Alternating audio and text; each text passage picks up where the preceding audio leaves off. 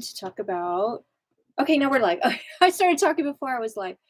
Good afternoon, everyone. I wanted to join you guys this afternoon. I hope I paused your scroll for a second because we're going to talk about nutrition for mental health. That is like something I'm like totally into right now. But before we do get into that, I wanted us to take a minute or 2 minutes for ourselves because I know everybody's busy. We have lots of stuff going on. The world's going crazy.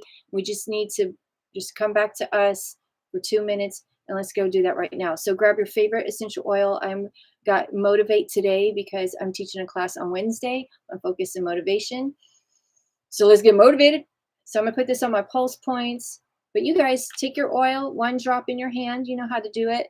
We're gonna rub our hands together and take 2 to 3 deep inhales, and you're gonna pause it and then release through the mouth. Here we go.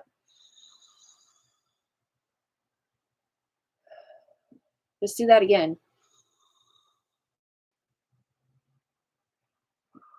Please leave in the comments what you're feeling. Woo, I'm feeling rejuvenated. Oh my God, I'm ready. Let's go. Let's talk about nutrition and mental health. All right. So you ever go into the grocery store and you're standing in line waiting to check out and there's like all the candy and the magazines and you just like you see something and it speaks to you and you make that impulse buy? I totally did that. I found this magazine called Nourish, Plant-Based Living, and it had on the cover nutrition for mental health. And I was like, that speaks to me. Plus, I'm always looking for recipes to mix it up in our house because we get bored and tired of the same stuff over and over. So they have whole food bowls for the soul. They talk about omega-3 for optimum health and a radiant skin for every age. So I am going to dive into each of those little categories. But today I wanted to focus on the mental health and food because there's three chemicals our body produces to keep anxiety and our mental health in check, and that's GABA, serotonin, and dopamine.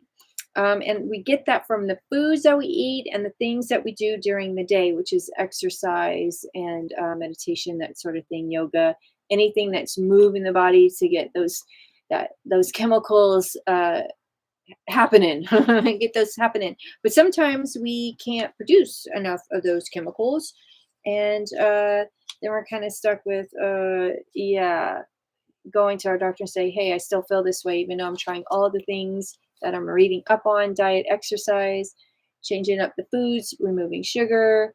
um, Processed foods is another one you want to kind of reduce. I wouldn't say totally get rid of, just reduce, you guys, because I'm not going to tell you what to eat. I'm just going to share with you the 6 things your body needs to feel whole. That's carbohydrates, protein, fats, good fats, vitamins and minerals, because vitamins don't work without minerals, and water.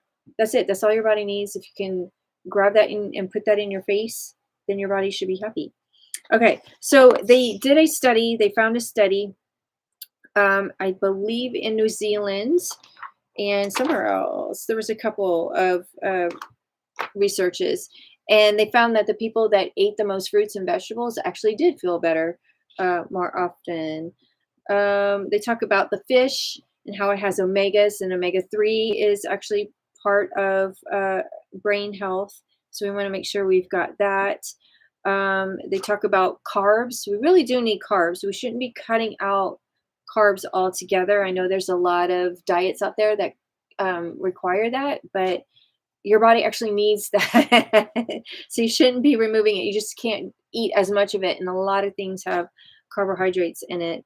Because when we have a happy gut, it's the bacteria in our gut that produce mood influencing neurotransmitters and influences the release of neurotransmitters produced by our own cells, regulate the production of endocannabinoids, chemicals that elevate mood and relieve depression, and produce butyrate, which I'm probably mispronouncing, which boosts learning and elevates depression. So we need probiotics as well. And there are bugs that eat pre-probiotics.